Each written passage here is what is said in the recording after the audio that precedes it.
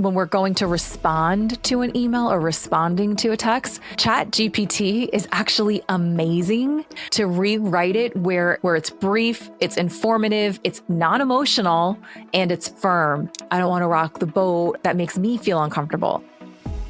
Welcome to Awaken Her, the podcast where women find their strength and transform their pain into power. I'm Coercive, your guide on this journey of healing, growth, and empowerment. Here we share the real stories of women who have faced life's toughest challenges and emerged stronger, together with expert insights to light your path forward. Whether you're seeking to heal, grow, or empower your life after heartache, Awaken Her is here to show you that not only is change possible, but you are capable of achieving more than you ever imagined.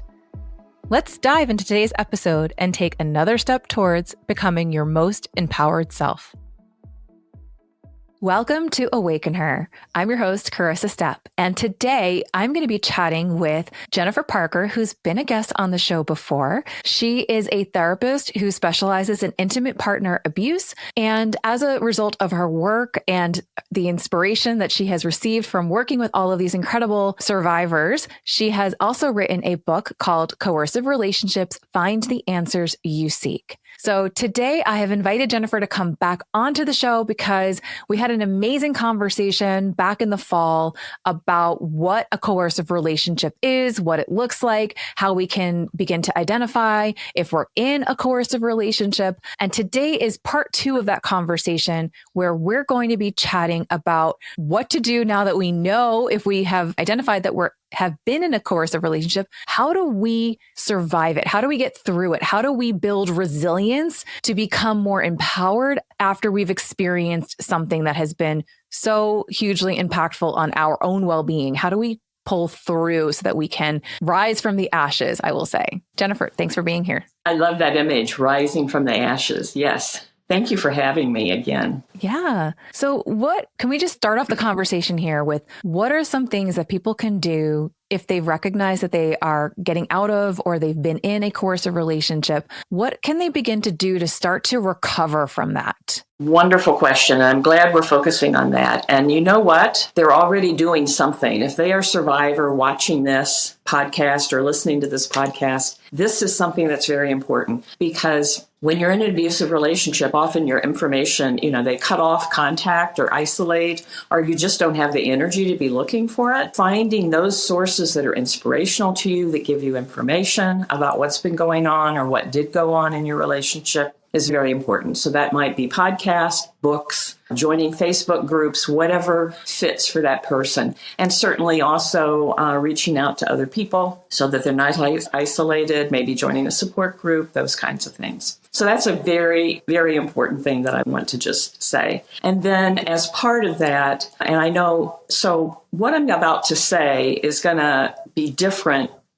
People are going to respond to that differently depending on whether they're still in the relationship or they're already out of it. So I just want to recognize that.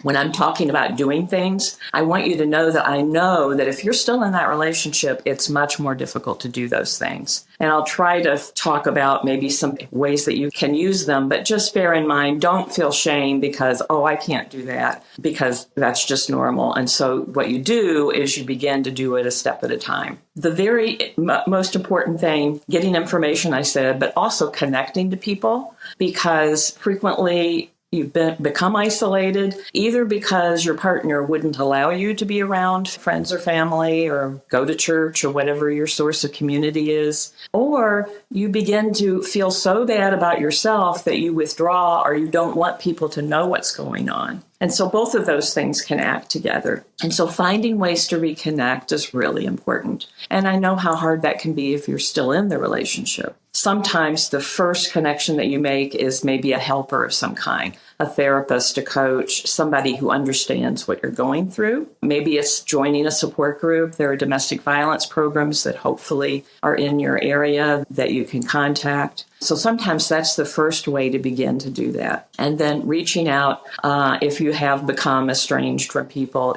reaching out, letting them know what's going on as you can. But it's so important because we are social beings and we can't do this all by ourselves. And so if you're feeling helpless, hopeless, it's like we need those connections. So I really encourage that. When you've been in an abusive relationship, well, first of all, let me back up a little bit. I'd like for people who have been in an abusive relationship to imagine a time when they have, maybe they've been verbally abused, and that it's really caused them to have very strong emotions, to be extremely upset. Maybe they're frustrated, maybe they're angry, maybe they're feeling helpless and sad, but to know that is the setting in which I'm talking about using these, and kind of imagine what it might be like to use some of these things. Okay. But I don't want you to do it to the extent that it's like you're feeling those emotions, strong emotions again. Just remember, okay, this is a time when maybe I could have used this. If you are not someone who's been in an intimate partner abuse relationship, see yourself as a possible ally to someone who has been. And so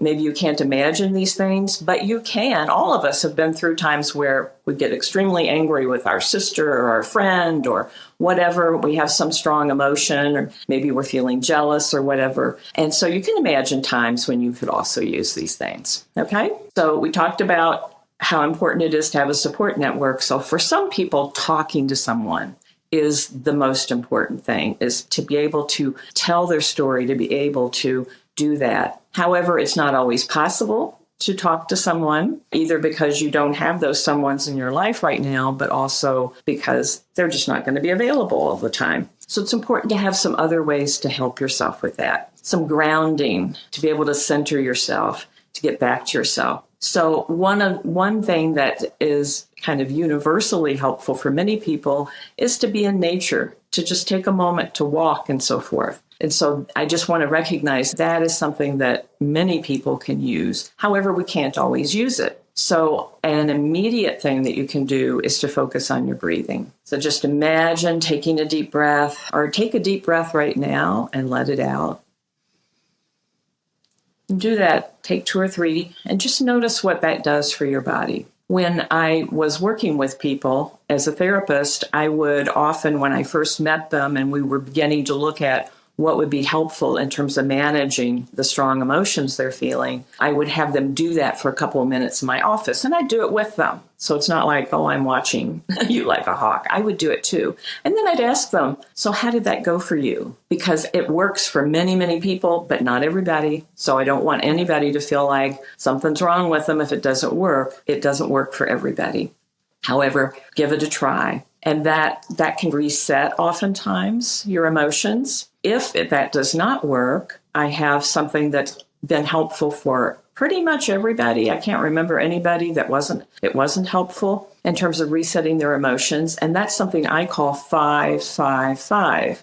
That means they focus on 5 things that they see and take their time about it. There's an abundance usually of many things to see. So just name it to yourself, or if you're by yourself, you can name it out loud. And then you name 5 things that you hear. And then you name 5 things that you feel in your body. Now, that doesn't mean an emotion. It's a sensation in your body. So maybe it's the feeling of your feet on the floor, or your leg crossed across another, or a headache, or tension in your neck, things like that. So name 5 of those, and then go back and do 4 of each of those, and then 3 of each of those, and then 2 of each of those, and then 1. And you can do it more than that whole set more than once. But generally speaking, that really brings you into the moment. It takes you out of your head, maybe racing thoughts or disturbing thoughts that you're having trouble not thinking about. It really takes you out of your head, grounds you in the moment, in your body, and that can be really helpful in terms of resetting.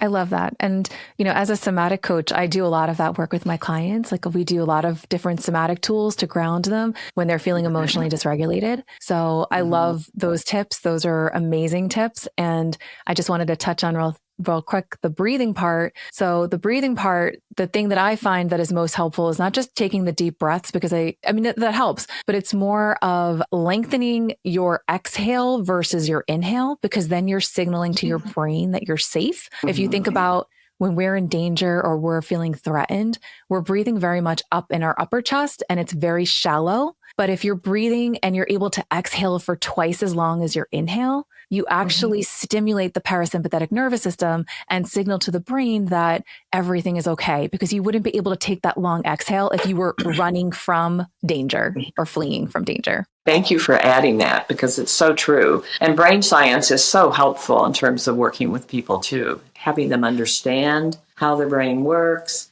the fact that maybe they have panic attacks or have a very difficult time centering themselves. It has everything to do with the trauma that they've gone through. So learning about the brain is really important. Something that is, so I mentioned nature. Exercise is certainly a good way to de-stress the body. Journaling, I found, is really helpful, certainly for myself. It's something that I've used. I've used all these things. Me too. Journaling is extremely helpful in terms of, first of all, getting it out, whatever it is you're feeling. So think of it as a venting.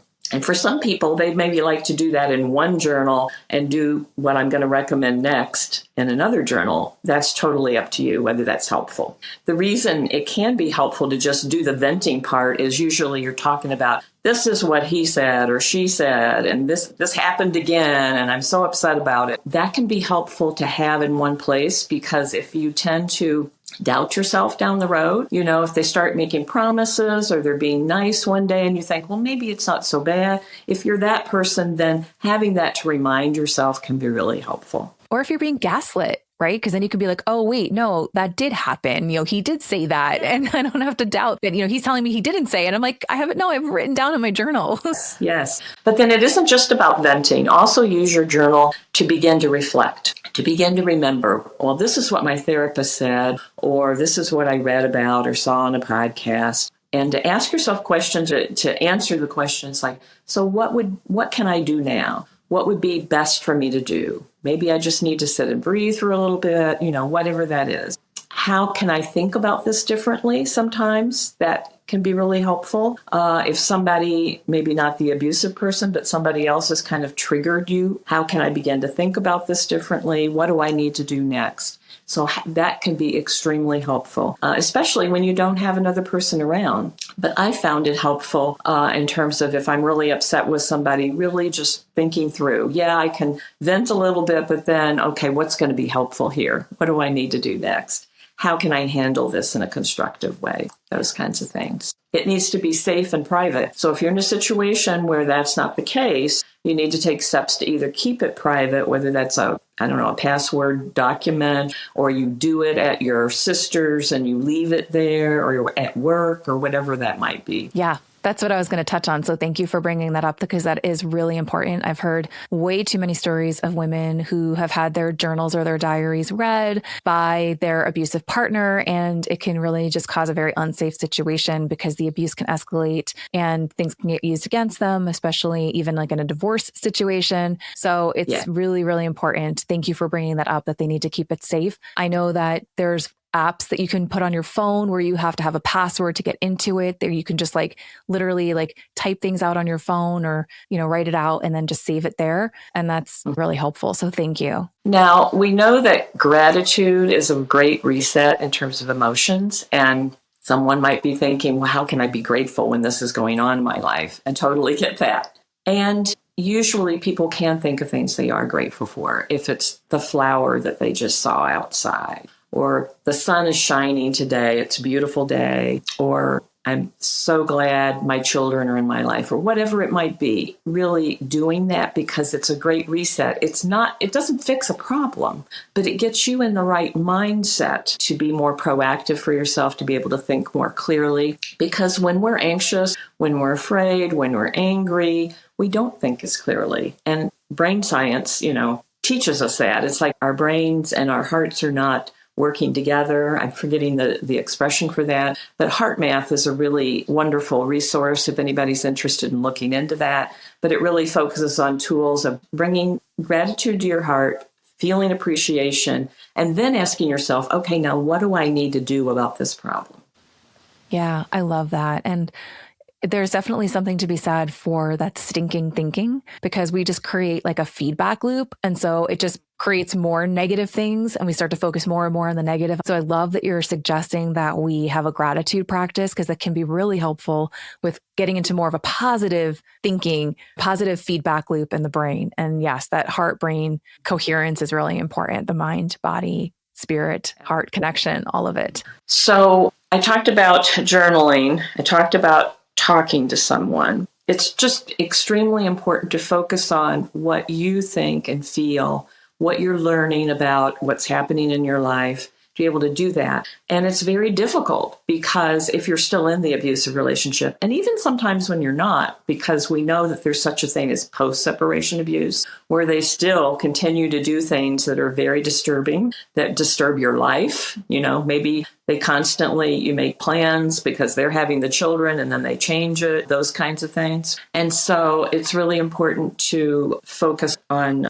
being able to figure out what you want and to bring yourself back to that. So that's where journaling can really help. Not noticing, okay, he or she wants to fight about this again, and not learning how not to get engaged with that. You don't have to explain over and over and over again why it's not okay for them to change the plans at the last minute. You can just say, that doesn't work for me, and set a limit with that. Let's say it's on the telephone. I'm assuming now that you're in a safe place. You're not like with somebody who's threatening you physically. So learning those techniques. And I have some resources. I can mention them now, but you might want to put them in the program notes of things to do, books that are really helpful, tools that are really helpful. Bill Eddy is really good. Caitlin Gillis, who wrote a book called It's Not High Conflict, It's Post-Separation Abuse, because oftentimes some therapists and some family court things see the relationship as high conflict instead of recognizing that it's one person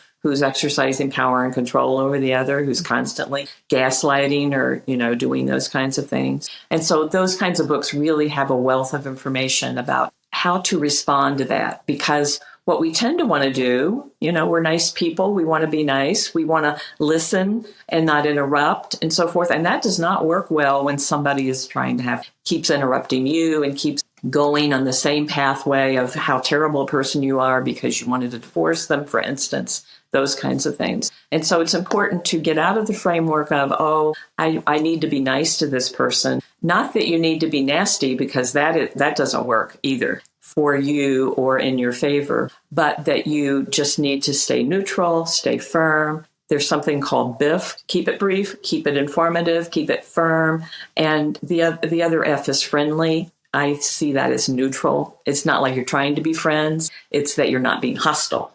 So neutral. That's so helpful. Like that little acronym is just, if you can just keep that in the back of your mind, that can be so helpful just to reaffirm and reassure that like you're following this very simple method of being brief, being informative, but being firm and not hostile or friendly. I love that. And if you are dealing with post-separation abuse, it can be really helpful to not have in-person, to keep things pretty much in written form, especially if you're going through a divorce, because then that serves as evidence. So email is better. Maybe text, it depends. Text can be very harassing, so I think email is the better kind of form. And then if you get something that's really disturbing, you also have the advantage of you can pause, you don't have to respond right away, and you can run it by somebody else. It's like, this really doesn't seem right. What do you think? Because self-doubt can creep in too easily, especially when they're continually telling you you're wrong. And so it's really helpful to be able to check it out with somebody else. Maybe it's a therapist, but maybe it's a friend.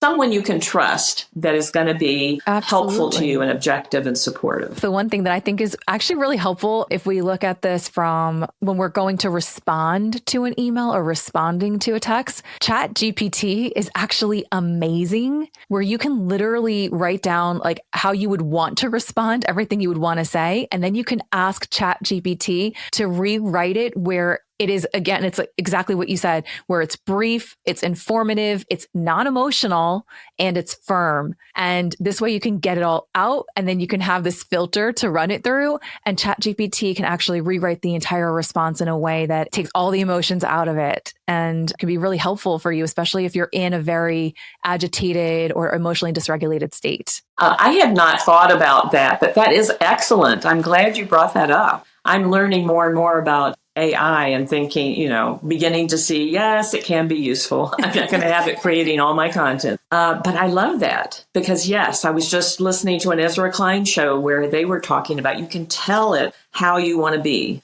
and then ask it to kind of spit out information. And then you can change whatever you want to change. Exactly. It's awesome. That's great. The other thing that I was going to mention that you brought up that I thought was really interesting is that post-separation abuse. I do feel like I had a podcast guest on that we talked about this, but one of the things that can be really hard is obviously like you can get out of a relationship with an abuser, but if you have children with them, that's where it can get really sticky and dicey and they can start dragging the kids into the chaos as well.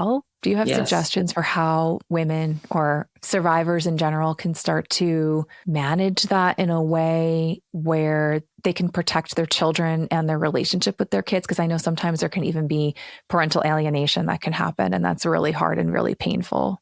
I know, extremely painful. In fact, many people would say that's the most painful thing that ever happened in terms of the coercive control. Well, the sad thing is sometimes you cannot protect your children the way you would like to, unfortunately, especially if the family court counseling does not get what's going on in your relationship. So sometimes, I've had to work with people on that. There's these skills that I mentioned that you can learn through Bill Eddy and Caitlin Gillis. And there's also work that you can do in terms of how do you handle what your children come home and say. That can be really difficult. Sometimes the children understand, they see mom and dad and how different it is. But other times they begin to be misled by the person who's being coercive, who's saying bad things about you. It can be really helpful to work with a therapist or to work with someone in terms of how to not put down the other parent, but at the same time, be firm and be able to talk to the children about what's going on.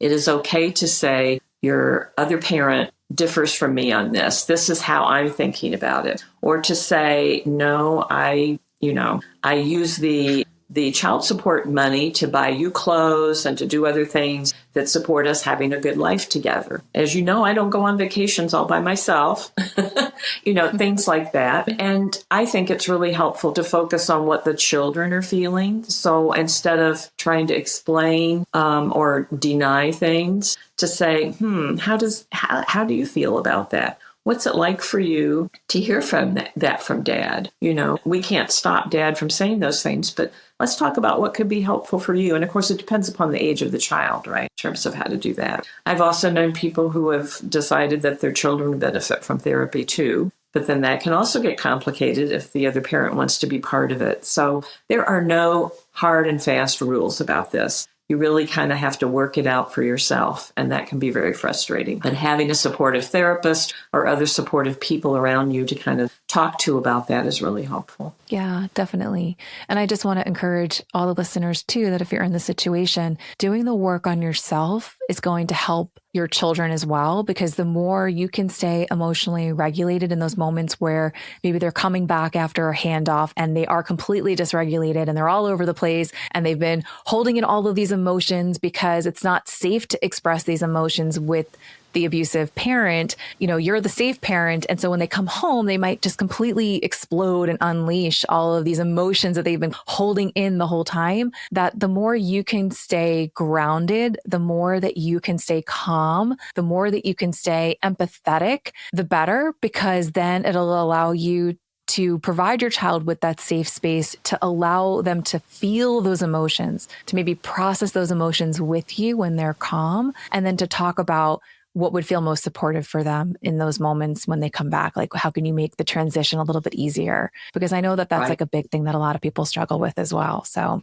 totally agree. Yes, because it's really difficult for children in terms of adjusting to such different households oftentimes and the tensions and so forth. I've often heard people say that it takes a couple of days before things are kind of back to normal with them. Another thing I would add is it can be really difficult if a child is mimicking, parroting what the abusive parent is saying. It can be really difficult because it feels like, I've got another abuser. No, your child is not abusive. Your child has learned. And in fact, maybe that's a survival technique if you have to think about it that way. It's like you know how difficult it is to stand up for yourself, expecting a child to do that in another home with that parent is impossible, or really, really difficult. So understanding that, yes, they're parenting, and then what's important is to say, I'm not okay with how you just expressed that. Here's another way that I could hear it better, those kinds of things,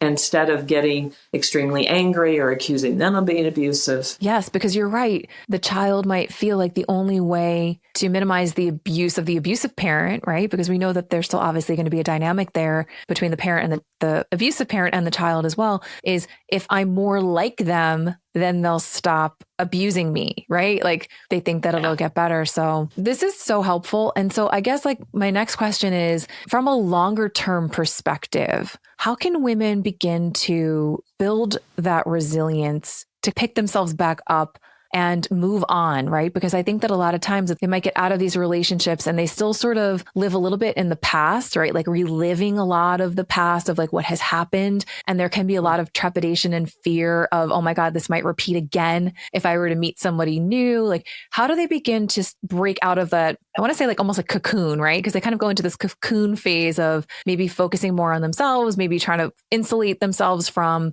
the abuse, from the dynamics, from everything else going on. Maybe even, like you mentioned, like isolating a little bit more from their friends and family until they feel stronger, feel more confident talking about it. So longer term, like how do they start to build back that resilience and their courage and their confidence and their self-worth even that might have been whittled away? Well, I think this is really where it's really important to work on regulating their emotions and learning skills in terms of, I call them mind mastery skills, like learning self-enhancing talk that they say to themselves, recognizing their achievements, because frequently it's like we only focus on the negative, right? I mean, we all tend to do that more than the positive, and to really recognize the things that they're doing. Therapists, that's an important role that they play, is to notice those things. Oh yeah, I guess that is true. Or to go back over what their goals were before and what the progress is. And that kind of helps people to recognize that and builds their resilience. I think that learning about what are the instilled beliefs, what did I begin to believe because of what happened in my relationship? Really recognizing those things, recognizing. For some people, it's like the world isn't a safe place, so I have to constantly be hypervigilant. And for others, it might be, I can't trust myself to know whether this is a good relationship or not, to know whether or not this person is going to be abusive. And so to begin to look at those beliefs and what's the evidence for that? What have they learned since getting out of that relationship? What have they learned about themselves? What have they learned to recognize? And to just begin to trust themselves with that and to take it slowly. I think when you're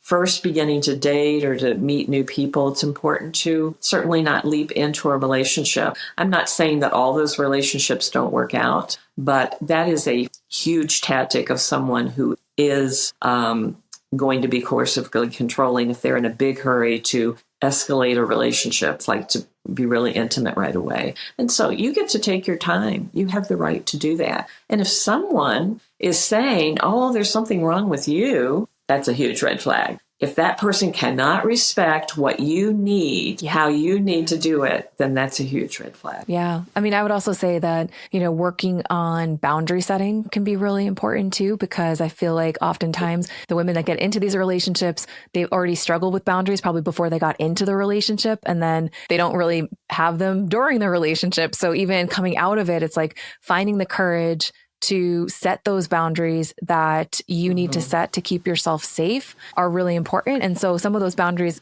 are not always external, they're also internal, right? So like you said, like allowing yourself that time and that space. I feel like getting to know and date yourself first before you get into another relationship is really important. So it's important that you know what you need, what you want, what you won't tolerate, what you're not going to settle for before you get swept up into another relationship where maybe it feels really good in the beginning because there's love bombing happening and they're very charming and they're all the love chemicals and neurotransmitters that are happening in the brain that feel really, really good. But sometimes when we're in that state, our ability to be in our prefrontal cortex to accept or reject what's happening or to really be aware of those red flags, we can miss them because we're so caught up in the feelings of it all.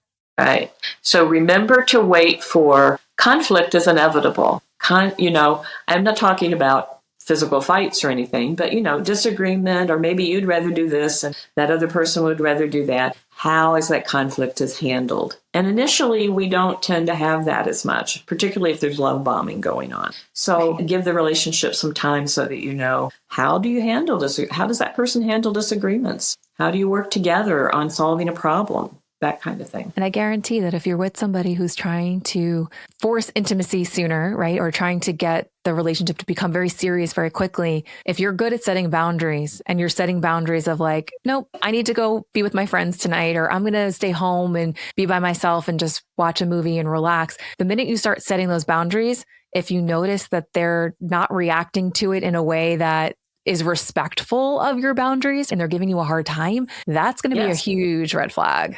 Absolutely. And I'm glad you brought up boundaries, because that's another example of a belief that you might have begun to have, that you don't have the right to set boundaries, that it's somehow rude to set a boundary or something like that. Yes. Yeah. Or just using your voice, right? Like a lot of women might feel like it's not appropriate for me to use my voice to speak up for what I need, to speak up for what I want. And that's all part of boundary setting too, right? Is being able to communicate those things in a way of someone does something and it's hurtful towards you. You can say, when you said that, I felt hurt. And if you had said it this way, then maybe it would have gone differently, or maybe we could have had a conversation about it, or maybe we could have discussed it, or whatever it might have been, depending on the situation, of course. And how that person responds to it. So being able to know that you have a right to set a boundary, and then learning that it's okay to assert that boundary. Assertiveness is not aggression. And that's another huge red flag. If you're being assertive, and you're sure you're being assertive, and the other person calls it aggressive, then I don't have the right to be who I am or to say my thing without it somehow feeling like I'm taking advantage of you. Because that's a huge belief of coercive controllers, is that if you're saying something different, or you're getting what you want, somehow that's controlling them. Yeah, it's such a mind-bending experience oftentimes, for sure. So yeah, and I think that sometimes we can set a boundary and we might back down very quickly if there is an escalation of someone else's emotions around it, that we can very much back down because we feel like, I want to keep the peace. I don't want to rock the boat. I don't want to deal with the repercussions of an emotional outburst that makes me feel uncomfortable. So I think that that we have to do the work to be comfortable with only taking responsibility for our emotions and not taking responsibility for someone else's emotions that could cause us to, as a result, back down on the boundaries that we're setting. Their emotions are their responsibility to deal with and to handle, not ours.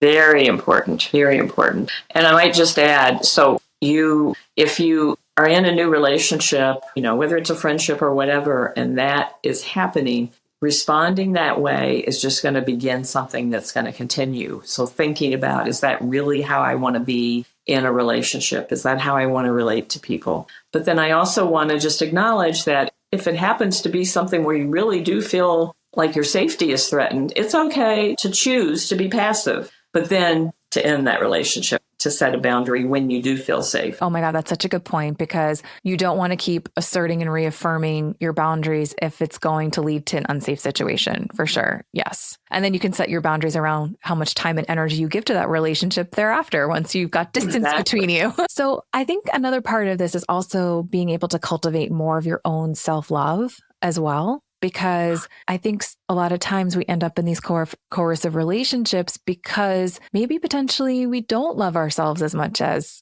we should or we could. And that other person who might be showing love towards us, even if it's in an abusive way, in some ways in the beginning of the relationship, it sort of fills that hole for a while until it doesn't anymore. And then those holes get bigger over time, because then you start to, if you're hearing this abusive person telling you about all the things that you're not good at, or that you're not this and you're not beautiful enough and you're not thin enough and you're not, all these things can sort of start to eat away at that. Yeah, things that tear you down. So even if you started out feeling pretty good about yourself, that can happen during the course of a relationship. But certainly if you enter, then they use that, they take advantage of that vulnerability. So yes, working on loving yourself is like, that's the most important thing in the world. And it does not mean you're selfish. It does not mean you're self-centered either. It's important to think, well of ourselves. And that doesn't mean, maybe we have some things we'd like to change, whatever that might be, but we can still love ourselves. I was just reading something today, an inspirational book that I have on loving your body. Even if, you kind of wish that you want to lose a little bit of weight or you want to do something or other, you can still love your body. And that's a huge problem for many people, for probably a lot of us. We can see why, because we get all kinds of messages through the media, if not through our relationship. So loving yourself is really important. Being kind to yourself. Would you really say some of the things that you say in your head to your friend? Probably not. No. Definitely not. No.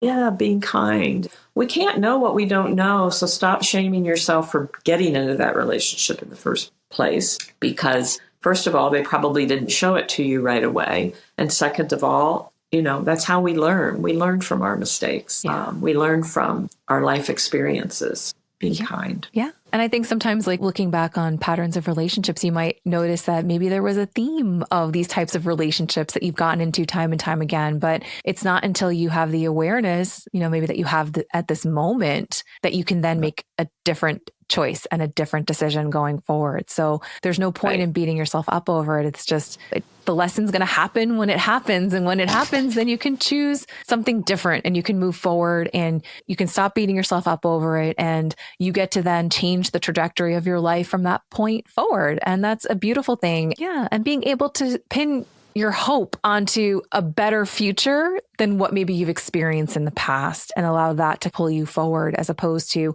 hearkening on what has happened before. Exactly. I know I've had people that I worked with say that it was really important to them to hear not just story. I mean, it's important for them to know that the same things happen to other people, but to hear people's success stories. Yeah. And so you can look for those as well, because there are a lot of success stories. There are people who are able to create the lives they want, even though maybe their ex-partner is still being abusive. So that's important to have that hopefulness. And of course, just having other people who encourage and support you in that. Yeah. So I just want to say one thing. I feel like there's a lot of online communities where you can maybe find some support as well, in addition to getting professional support from a therapist or a coach. But I would also just caution, because I've been a part of some of these communities, where you probably might want to consider setting an internal boundary around how often you're participating in that community, because there can also be a lot of women in there who are venting and you're just hearing all the negative all the time, hearing all the negative. So just be mindful of how much you're taking in from the outside world about other people's experiences. Yes, it's good to have validation, but at the same time, make sure that you are also getting those glimmers, like you're talking about, of those success stories or those positive or inspiring stories of women who have gone through and pulled through and now are creating a life that they love on the other side. I agree. It's a stage that we do need to be heard. It's helpful to be heard and to be able to say our piece. But if we stay there, that's too much. That's not going to carry us forward. So I think that the success stories often come from reading books and that kind of thing, maybe blogs, maybe a little bit more, because not to put people down when they need to do that, but that's not the stage that you're at. You need to move on to the next stage. Yes. And Jennifer, you have a blog, right?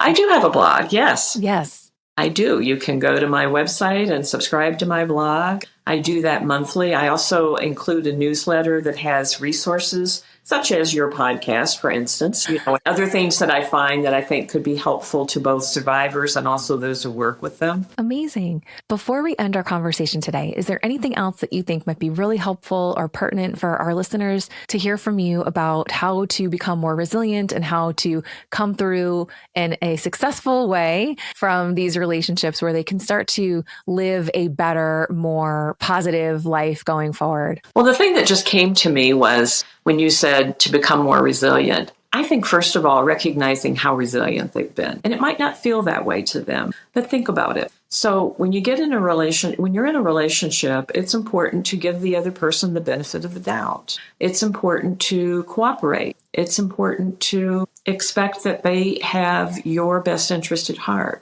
until they show that they don't. Identifying that, okay, I gave them the benefit of the doubt when it first started to happen, and then it can become more difficult. That wasn't a bad thing. That is the strength of being in a healthy relationship. However, when someone is willing to exert power and control and to take advantage of that and it isn't mutual, they don't do it in return, then you can learn from that. But it was a resilient strategy to begin with. Listening to podcasts, reading books, those are all resilient strategies. Reaching out for help, telling maybe a family member or friend, expecting to get some support. Even if they don't give you that support, that was a resilient strategy. For people who feel the need to call the police, that's a resilient strategy. And then there are these things that you learned that we've been talking about today that continue to build that resilience. But I want people to know that, to recognize that they did have some things. It's not like they didn't in the beginning. The fact that they kept going, right? They found a way out, whether it took 5 years, 10 years, 2 years, 6 months, whatever it might be, it doesn't matter. I've read some stuff on transitioning, any kind of change. It often takes 5 years or more. And I'm not just talking about leaving an abusive relationship. So I like to then normalize that. And especially when people are throwing confusing things at you and undermining your self-esteem, that makes it all the more difficult. And I think that there's even a statistic that says that it takes women about 7 to 8 times to get out of an abusive relationship. And there's no time frame linked to that. So whether that's over 10 years, 30 years, 6 years, whatever it is, it doesn't matter. But it's so hard and it's not easy. So the fact that you're listening to even this podcast, this conversation, proves that you've got evidence to your mind that you are resilient and you are taking steps forward. And even to your point, Jennifer, at the beginning of this conversation, even if there's small baby steps, every little tiny baby step that you take makes a difference. One step at a time. That's all we can do. That's all we can do. Thank you so much, Jennifer. This has been such a great conversation, and you gave us so many great tips and tools and strategies that I know are going to be super, super helpful for our audience. And I really appreciate you. I appreciate the work that you're doing in this world. If you have not already read Jennifer's book, if you've listened to the previous episode and maybe you purchased it already and you have read it, but if you haven't, I highly, highly encourage you to go out there and grab yourself a copy, read her book. It is full of information and resources and validation. And she's offering listeners 20% off of her incredible book. So we will have that link for you in the show notes. Be sure to make sure you check it out. Thank you, Jennifer. Thank you for having me. Until next week, everyone, be well. Thank you for tuning in to Awaken Her. Today's conversation may have ended, but your journey towards healing and empowerment is ongoing. Remember, every challenge you face is an opportunity to grow stronger and more resilient. If our stories today inspired you, consider sharing this episode with someone who needs these empowering messages. I'm Coercive Step, cheering you on as you take the steps to heal, grow, and transform your life. Keep believing in yourself, and until next time, stay empowered.